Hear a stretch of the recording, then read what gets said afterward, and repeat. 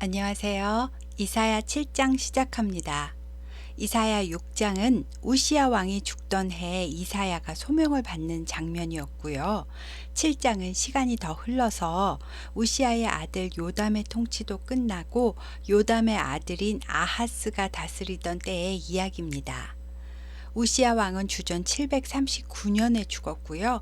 7장에 나오는 북이스라엘의 왕은 르말리아의 아들 베가였으니까요.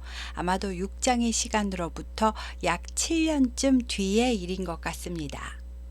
이때는 아람 왕의 이름이 르신이었고요. 아수르 왕은 디글라빌렛의 3세였습니다. 당시엔 아수르가 세력이 점점 커지고 있던 상황이었기 때문에 아수르를 견제하기 위해 아람과 북이스라엘은 동맹을 맺었고요.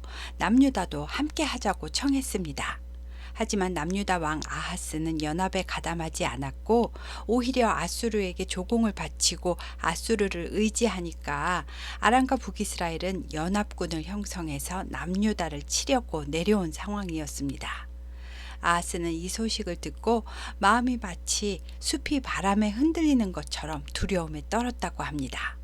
그때 여호와께서 이사야에게 이사야야, 너는 네 아들 스알랴숲을 데리고 윗모 수도 끝 세탁자의 밭 큰 길에 나가서 아하스를 만나거라. 거기서 아하스에게 두려움 때문에 충동적으로 행동하지 말고 행동을 삼가고 조용하라고 이르거라. 아람과 에브라임은 연기나는 두 부지깽이 그루터기에 불과하다. 그들이 유다를 치고 자기들과 친분이 있는 다보엘의 아들을 남유다 왕으로 세워놓자고 악한 꾀를 내어도 그런 일은 이루어지지 못한다고 나 여호와가 말씀하셨다고 이르거라 하셨습니다. 윗모 수도 끝 세탁자의 밭 큰 길은 기혼샘을 말하는데요. 이곳은 샘이 퐁퐁 솟아나는 예루살렘의 샘의 근원이고요. 솔로몬의 왕위를 위해 기름 부음을 하고 선포했던 곳이기도 합니다. 또 나중에 히스기야 때는 아수르의 사신들이 와서 큰 소리로 예루살렘을 모독하는 장소이기도 했습니다. 아마도 아하스는 전쟁에 대비해서 물 근원을 확인하려고 이곳에 정찰 나왔을 것이고 그곳에 남은 자는 돌아온다라는 뜻의 이름을 가진 스알랴숲을 데리고 가서 아하스 왕을 만나 하나님의 말씀을 전하고 그래도 안 믿을지 모르니까 하나님이 여기 있는 제 아들의 이름을 스알랴숲이라 지으라 하셨고요. 이 모든 일이 하나님의 섭리대로 이루어지고 있다는 것을 알려드리는 겁니다. 라고 설명하도록 하신 것 같습니다. 그리고 부지깽이는요, 불 피울 때 장작을 안으로 밀어 넣는 긴 나무 막대기를 말하는데요. 이 부지깽이는 장작불이 붙었다 꺼졌다 해서 연기가 날 뿐 아무 쓸모도 없고 힘도 없는 막대기고 나중에 짧아지면 그냥 불 속에 던져버리듯이 아람과 북이스라엘이 이와 같다고 하시면서 두려워하지 말라고 하신 겁니다. 그리고 8절과 9절에 아람의 머리는 다메섹이고 다메섹의 머리는 르신이다 라고 머리라는 단어를 사용하셨는데요. 아람의 수도가 다메섹이고요. 다메섹을 다스리는 통치자가 아람 왕 르신이다 라는 말입니다. 또 에브라임의 머리, 즉 에브라임의 수도는 사마리아이고 사마리아의 통치자는 르말리아의 아들 베가다 라고 하셨는데요. 이러한 공식으로 대입을 해본다면 남유다의 머리는 예루살렘이고 예루살렘의 머리는 누구겠니? 아하스 너니? 아니지. 나 하나님이야. 유다는 내가 다스리고 나 하나님이 머리야. 그런데 이들을 두려워할 이유가 있느냐? 라는 말이 숨어 있다는 걸 알 수 있습니다. 그리고 이어서 만일 너희가 굳게 믿지 아니하면 너희는 굳게 서지 못하리라 하고 하나님께서 말씀하셨습니다. 그러시면서 하나님이 진짜 함께 하신다는 확신을 주기 위해 믿음 없는 아하스에게 징조를 보여주시겠다고 무엇이든지 원하는 것을 구해보라고 하셨는데요. 아하스는 나는 구하지 않겠습니다. 나는 여호와를 시험하지 않겠습니다. 라고 대답합니다. 언뜻 들으면 믿음이 좋아서 그렇게 대답한 것 같지만요. 아하스는 이미 아수르에게 엄청난 돈을 갖다 바치고 아람을 무찔러 달라고 부탁을 하려는 자기만의 확실하다고 여기는 대안이 있었기 때문에 징조까지 구할 필요도 느끼지 못했고 이사야가 전하는 하나님 말씀이 귀에 들어오질 않았습니다. 이 아하스는 세상의 힘을 의지하는 사람이었기 때문에 아수르의 이방신 제단을 본떠서 예루살렘 성전에 그대로 만들어다 놨었고요. 자기의 아들을 몰렉신에게 인신제사까지 드렸던 아주 믿음 없는 왕이었습니다. 그래서 또 하나님께서 친히 징조를 주셨는데요. 보라, 처녀가 잉태하여 아들을 낳을 것이요 그의 이름을 임마누엘이라 하리라. 그 임마누엘 아들이 악을 버리며 선을 택할 줄 알 때, 즉 3살 정도가 되면 아하스 네가 두려워하는 아람 땅과 에브라임 땅이 황폐하게 될 것이다. 그러나 그 뒤에 남유다는 더 무서운 날을 맞이하게 될 것이니 곧 아수르 왕이 오는 날이다 라고 하십니다. 하나님이 징조까지 주셨는데도 하나님을 저버리고 아수르를 의지하는 아하스의 불신앙의 결과로 자기가 의지했던 그 아수르에게 예루살렘이 침공을 당할 것이고, 거기에 애굽까지 더해서 적군이 마치 파리떼와 벌떼처럼 쳐들어오게 될 것이다 라고 나중에 히스기야 왕 때와 요시야 왕 때 받을 침공까지 예언을 하셨습니다. 또 14절에 임마누엘의 의미는요, 처녀가 혼자 잉태하는 것은 불가능한 일이지, 그런데 그 불가능한 일이 일어났으면 그것은 임마누엘이잖아. 풀어 말하면 하나님이 함께 하셨기 때문이잖아. 하나님이 함께 하시면 불가능이 없는 거야 라는 의미로 이렇게 말씀하신 거고요. 그 불가능한 일은 말 그대로 이루어져서 나중에 동정녀 마리아의 예수님의 잉태로 성취되게 됩니다. 다음 8장은 이사야의 둘째 아들 이야기로 시작하는데요.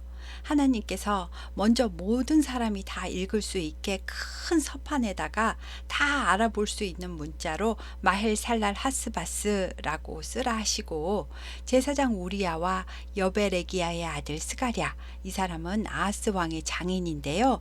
이 당시에 영향력이 있던 이 두 사람을 증인으로 세워서 나중에 증언하게 하신답니다. 그래서 이사야가 큰 서판에 마헬살랄 하스바스라고 써놨겠지요. 마헬살랄 하스바스는 신속한 약탈, 급속한 탈취, 즉 약탈과 노략이 급속하게 이른다 라는 뜻입니다. 그리고 얼마 뒤에 이사야가 둘째 아들을 낳았는데 하나님께서 아들 이름을 또 마헬살랄 하스바스로 지으라고 하십니다. 그리고 이 아들이 엄마 아빠라고 말하기 전에, 즉 1년도 되기 전에 북이스라엘이 약탈당하고 아람도 약탈당해서 그 노략물이 아수르 왕 앞에 가 있을 거라고 하셨습니다. 아마도 사람들이 이사야에게 왜 서판에 이런 걸 쓰느냐고 물었을 것이고, 아들 이름도 왜 이렇게 지었냐고 물었을 텐데요. 이사야는 하나님께서 우리 아들이 1살이 되기 전에 저 아람과 북이스라엘이 노략당할 것을 미리 알려주셨고요. 그 징표로 이렇게 쓰라고 하셨습니다 라고 대답했을 겁니다. 이사야 6장에서는 하나님께서 이 백성이 깨닫지 못하게 하라는 소명을 주셨었지만, 하나님은 예루살렘 멸망을 원하시는 것이 아니고요. 백성들이 하나님만이 주권자이심을 깨닫기를 원하신다는 걸 알 수 있습니다. 그리고 이어서 하나님께서 다시 이사야에게 말씀하시는데요. 이 백성이 천천히 흐르는 실로아 물을 버리고 르신과 르말리아의 아들을 기뻐하느니라. 그러므로 내가 흉흉하고 창일한 큰 하수 곧 아수르 왕과 그의 모든 위력으로 그들을 덮을 것이고, 그 물이 유다에 흘러들어와서 목에까지 차오르게 할 것이니라 라고 하십니다. 천천히 흐르는 실로아 물은요, 펑펑 솟아나는 기온 샘물이 약 533m 정도를 예루살렘 쪽으로 흘러들어가서 못을 이루는데, 그 못이 실로암 못입니다. 실로아는 보내심을 받은 자라는 뜻이고, 실로아 물의 근원은 기온샘이잖아요. 실로아 물을 버렸다는 것은 우리를 향해 흐르는 하나님의 은혜를 버렸다라는 뜻이 되고요. 하나님을 저버리고 눈에 보이는 힘 있는 존재를 의지하는 남유다도 아수르가 아람과 북이스라엘을 치고 난 후에는 홍수가 덮어 쓸려 내려와서 목에까지 물이 차듯이 유다도 침략을 당하게 될 거라는 말입니다. 하지만 임마누엘이여, 즉 하나님과 함께 하심이여 라는 말이고요. 하나님께서 날개를 펴주실 것이고 그의 날개 아래에서 그래도 하나님이 함께 해주시는 자들은 보호를 받을 것이다 라고 말씀해 주십니다. 그리고 8장 9절부터 15절의 내용은 하나님이 함께 하시는 임마누엘이 있는 백성들은 세상 나라들이 무슨 짓을 어떻게 하더라도 보호를 받을 것이고 끝내 악인들은 패망할 거라는 내용이고요. 그러니 세상 누구도 어떤 나라도 두려워할 필요가 없고 만군의 여호와 하나님만 너희가 두려워하고 무서워할 자로 삼으라는 얘기입니다. 하지만 믿지 않는 백성에게는 오히려 그 하나님이 걸려 넘어지는 반석이 될 것이고 함정과 올무가 될 터이니 그 믿음 없는 길로 가지 말라고 말씀하셨습니다. 또 8장 16절부터 마지막 22절까지는 율법과 증거의 말씀을 따르라 라는 표제어가 붙어 있는데요. 하나님께서 이사야에게 너는 증거의 말씀을 싸매며 율법을 내 제자들 가운데에서 봉함하라 라고 하셨다는데, 여기서 내 제자들이란 하나님의 말씀과 율법과 선지자의 예언을 받아들이는 사람에 한해서만 말씀이 들리고 보이는 것이고 아닌 사람들에게는 안 보이게 봉함하라 하셨다는 겁니다. 그래서 이사야는 나는 야곱의 집에 대하여 얼굴을 가리시는 여호와를 기다리며 바라보리라 라고 말한 것이고요. 이렇게 어떤 일이 생기더라도 하나님만을 바라보며 기다리는 것이 믿음의 자세라는 것을 가르쳐 줍니다. 또 이어서 삶의 대처 방법과 분별법을 가르쳐 주시는데요. 너희한테 누가 와서 마술사나 신접한 자에게 물으러 가자고 하면은 백성이 자기 하나님께 구할 것이 아니냐, 산자를 위하여 죽은 자에게 구하겠느냐 하고 불신자들의 어리석음을 꾸짖으라고 가르쳐 주셨고요. 또 사람을 만날 때는 그 사람이 마땅히 율법과 증거의 말씀을 따라 사는지 보라고 하십니다. 그 사람이 어떤 생각을 가지고 어떻게 말하는지 살펴보고 율법과 말씀에 따라 살지 않는다면 그 사람은 정녕 아침 빛을 보지 못할 사람으로 알랍니다. 다시 말하면 그 사람은 여호와를 믿는다고 말은 해도 말씀대로 안 사니까요. 그들은 가는 길이 다르다는 겁니다. 다음은 9장입니다. 9장 1절부터 7절까지는 평강의 왕이라는 표제어가 있고요. 메시아 탄생 예언이라고도 합니다. 평강의 왕이 오시는 어떤 날이 되면 옛적에 고통받던 땅, 그러니까 이방 나라의 공격을 제일 먼저 받을 수밖에 없었던 북쪽에 있는 국경과 바로 붙어 있는 지역, 그러니까 해변길과 스불론 땅과 납달리 땅이, 즉 요단 저쪽 이방의 갈릴리 그 지역을 영화롭게 하신답니다. 예수님이 베들레헴에서 태어나셨지만 고향은 갈릴리 근처 나사렛이고요. 예수님이 처음 이적을 베푸신 곳도 갈릴리 가나였고요. 예수님이 맨 처음 가르치신 곳도 그가 자라나신 갈릴리 나사렛 회당이었고, 천국 복음이 전파되기 시작한 곳도 바로 갈릴리 해변가였으니까요. 천한 동네라고 여겨졌던 곳이고 흑암에 행하던 백성이 큰 빛을 보게 되고 그 땅이 영화롭게 된다는 말입니다. 그때는 무거운 죄의 멍에가 벗어질 거라서 사람들이 추수할 때처럼 즐거워하고 정쟁의 승리에서 탈취물을 나눠 가질 때처럼 주님 앞에서 즐거워할 거라고 하십니다. 그리고 전쟁은 소멸될 거라고 하셨습니다. 이것은 한 아기가 우리에게 낳고 한 아들을 주신 바 되었는데 그의 어깨에는 정사를 메었고 그의 이름은 기묘자라 모사라 전능하신 하나님이라 영존하시는 아버지라 평강의 왕이라 할 것임이라 했고요. 그 정사와 평강의 더함이 무궁하며 또 다윗의 왕자와 그의 나라에 군림하여 그 나라를 굳게 세우고 지금 이후로 영원히 정의와 공의로 그것을 보존하실 것이라 만군의 여호와의 열심히 이를 이루시리라 라고 완벽한 메시아 예언을 주셨습니다. 한 아기, 즉 한 아들을 하나님께서 주시는데 그 아기의 어깨에는 정사, 즉 힘과 권력을 메고 있답니다. 그리고 그 아기의 이름은 기묘자, 즉 기적을 베푸는 자란 뜻이고요. 모사는 권고하는 자란 뜻입니다. 영어 성경에는 기묘자와 모사를 합해서 원더풀 카운셀러라고 표현했습니다. 또 전능하신 하나님이고 영존하시는 아버지시고 평강의 왕이라고 한답니다. 그러니까 그 한 아기는 전능하신 하나님 자신이기도 한다는 겁니다. 그리고 이분의 열심이, 그러니까 주의 백성을 향한 그분의 사랑이 다윗의 왕자와 그의 나라를 굳게 세우고 이후로도 영원히 정의와 공의로 그것을 보존하신다고 합니다. 우리는 예수님의 탄생과 사역과 구원 약속의 성취가 어떻게 이루어졌는지 아니까 이 예언이 무슨 말인지 이해가 되는데, 당시에는 아마도 이 나라를 굳게 세울 왕이 태어나나 보다 하고 생각했을 것 같습니다. 그래서 아하스의 아들인 히스기야 왕을 두고 이 예언을 1차 성취가 됐다라고 하기도 하는데요. 인간 왕에게 전능하신 하나님이고 영존하시는 아버지고 평강의 왕이다라는 표현을 사용하지는 않으니까요. 이것은 멸망할 수밖에 없는 유다를 보시고 하나님께서는 미리 세워놓으신 구원 계획을 이사야에게 살짝 보여주신 메시아 예언인 것 같습니다. 다음 9장 8절부터 마지막 절까지는 북이스라엘의 심판에 대한 예언인데요.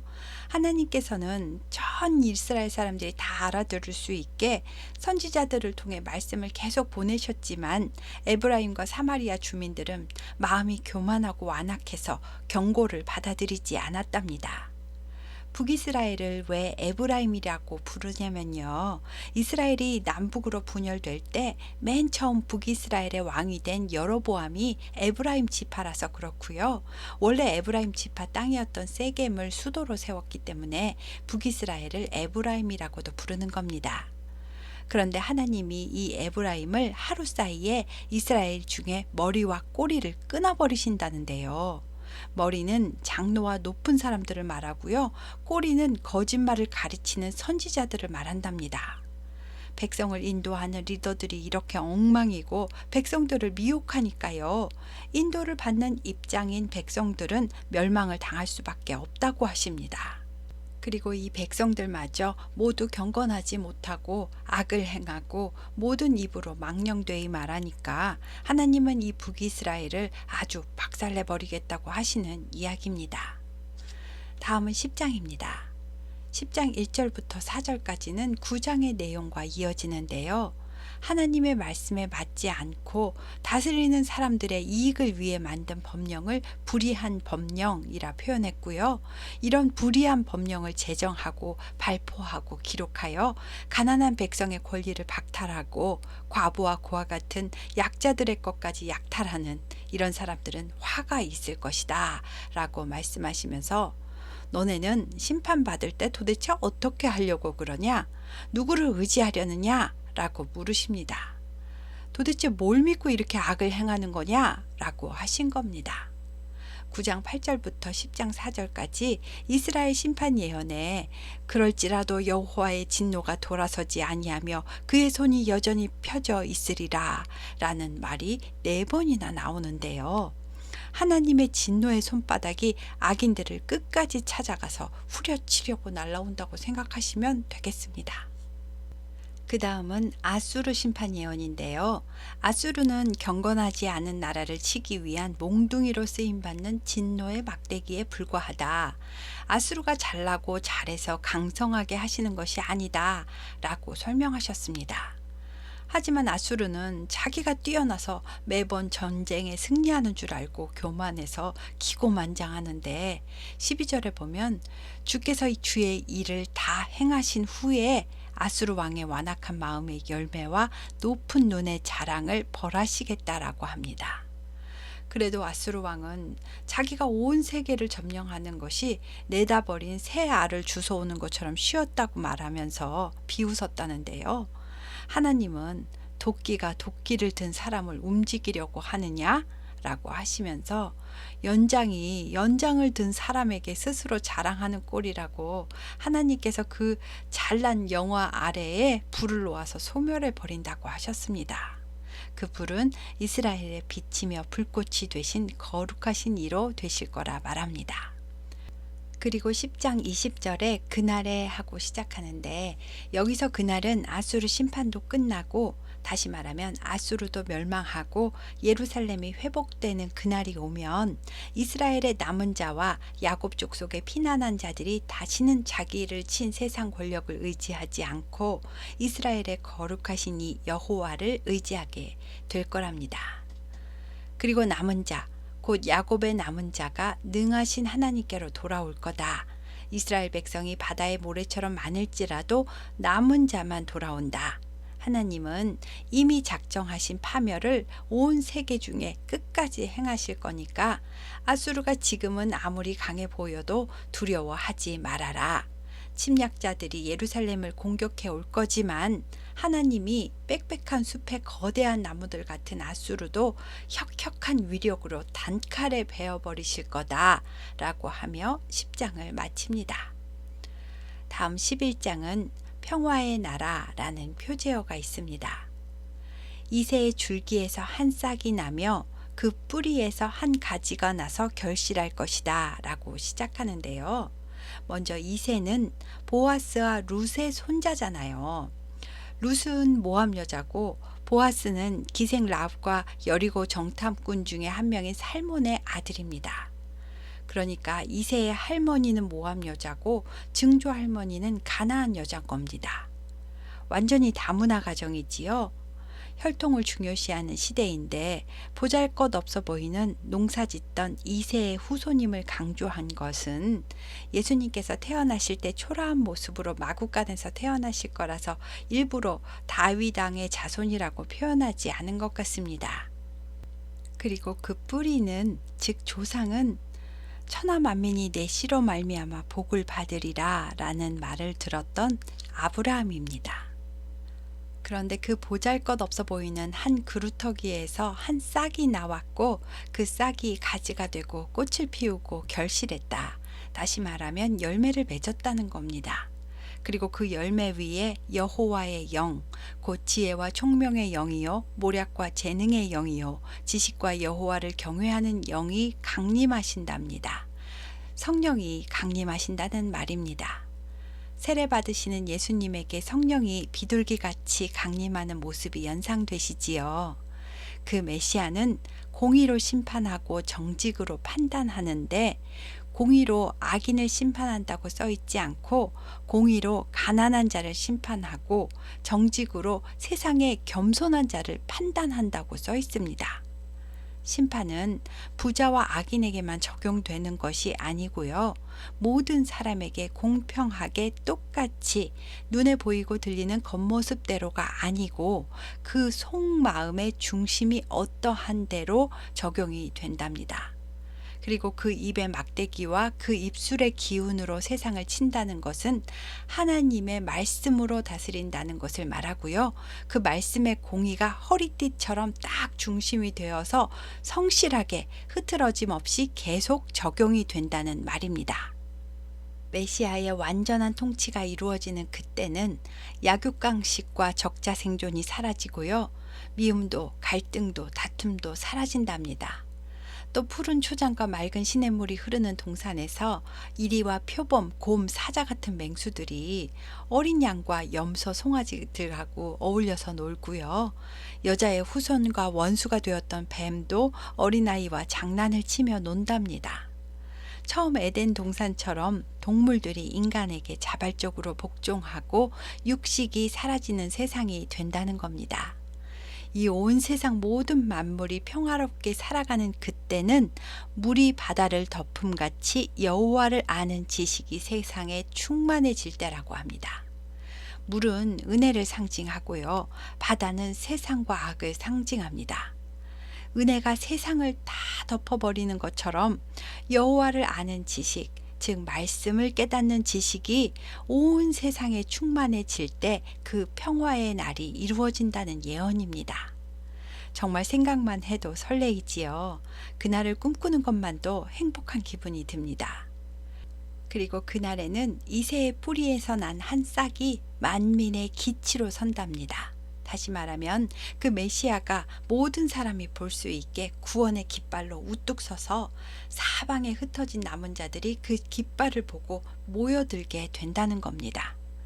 그리고 13절부터 마지막 16절까지는 형제가 연합해서 하나 되는 것처럼 남유다 북이스라엘 할 것 없이 하나가 될 것이고, 남은 자들이 돌아오는 길에 이방 나라는 아무 해도 가지 못할 것이며, 하나님께서 남은 자들을 위해서 모든 길을 평탄하게 큰 길이 있게 해주시겠다는 이야기입니다.